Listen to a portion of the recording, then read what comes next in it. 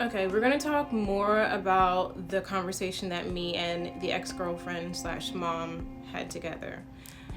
She talked to me about the fire, and I had already had this conversation with her daughter about the fire, and she reinforced the fact that Asmodeus said that he was going to be staying with his mom while the house was being repaired by the contractors, and that he had only stayed at the hotel one night, which I believe was the first night after this happened.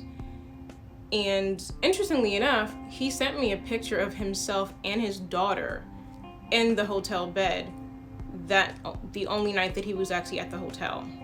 And it's a little dark because the lights were out, and probably waited for everyone to go to sleep and took this selfie and sent it to me as if his pregnant girlfriend wasn't in the bed right next to them. Like, I harp on certain things, certain incidents so much because I'm not desensitized to the point where I'm just like, oh, well, he was just sending me pictures of their child. It's no big deal. That's a big ass deal. That's a big ass deal. Like, the fuck? Anyway, during the time that they were actually at the hotel, this was when his daughter had gotten the flu. I remember I was at work. I have the text threads, and I will reinsert them here. But I remember I was at work. I was working in Cherry Hill. I even remember the case that I was working at. I remember the patient's name. His name was Hamid. And I get a text message from Asmodeus, and he's like, you know, my daughter is sick. She's running a fever. So I'm sitting here, because I work in peds. I've been working in pediatrics for like 9 years. So I'm sitting here telling him everything to do and what to do. And then he gives me a phone call and he's like, I'm taking her to urgent care. And he was like, I'm gonna keep you posted and everything. When people's kids get sick, that shit sucks. It completely sucks. And even though I'm a pediatric nurse, them kids and my kids are totally different. Them kids and my kids are not the same. They're just not the same. I am level-headed at work. I am calm, cool, and collected at work. I'm comprehensive. When my children get sick, all my nursing goes out the window. All of it's gone. It just disappears. But it's easier for me as a nurse to tell you what to do as a parent and keep you calm. That shit's not at my house though.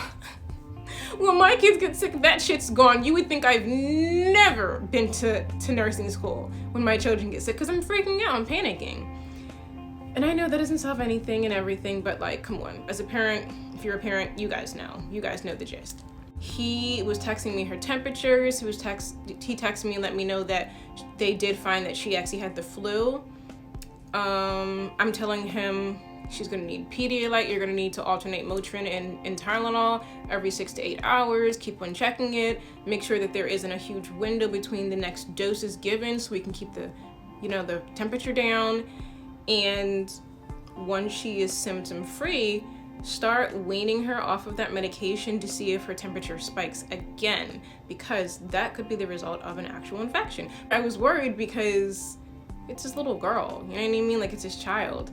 Just to think, her mom was there the entire time. None of my advice was needed. So this is another incident where this man was leveraging his daughter for attention, for pity. If you were just fucking somebody, why would you tell them those kind of intimate details when it doesn't matter at all? It shouldn't matter to me, and it shouldn't matter to you to share with me. I'm sorry, every time I rethink that shit and how he said that, it does piss me off just a little bit. Just a little bit, it does. I think we need to really bring back shame, and we need to bring back what is appropriate and what's inappropriate. I was asked in the past by someone that I used to date, he was wasting my time. But I was asked in the past by a different individual that I dealt with for a few years on and a few years off. And the last time I dealt with him, he was like, let's just have fun. Let's just have fun this time.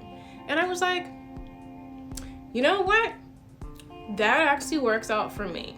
This man didn't live with his girlfriend. His man didn't live with his pregnant girlfriend. It was nothing like that. But the reason why I personally just do not have fuck buddies, cuddy buddies, Netflix and chill buddies, situationships, is because I innately and inherently am a mother, and I'm a woman, and my love language is acts of service. I can't just sleep with you and then not worry about your well-being. I can't just sleep with you and then not worry about your finances. I can't just sleep with you and then not worry about your health.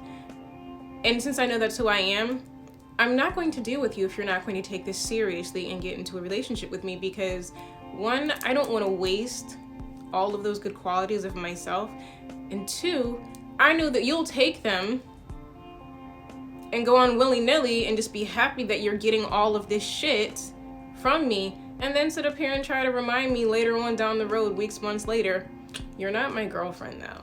I already told you that I didn't want a relationship, and that's why I don't do that shit. And the last time that I actually entertained the idea of that, I gave that man exactly what he asked for. Just a good time. We would go on dates like every 2 weeks. He was paying for everything. He was taking me out. We were spending time together. And then, I know this is totally unrelated to this story, but I'm giving you backstory on myself. This is all about me. But during that time, when other men would ask me out on dates, I would go. So one night, this man that I was talking to, that I was dating, he goes through my phone and he's snapping on me the next day, and he's just like, I know you're going on dates with other men. And I said, yes, I am. Yes, I am. You're not trying to pursue me seriously. Why should I pass up someone else wanting to spend time with me? I gave you exactly what you wanted. A good time. We're having fun, remember? But prior to this, every other time we had dealt with one another, he was getting, boyfriend treatment, and I wasn't his girlfriend. So I was just like, this is the smartest thing that you could have actually said out of your mouth, opposed to stringing me along and manipulating me and lying to me. Because now I'm gonna give you just exactly what you asked for.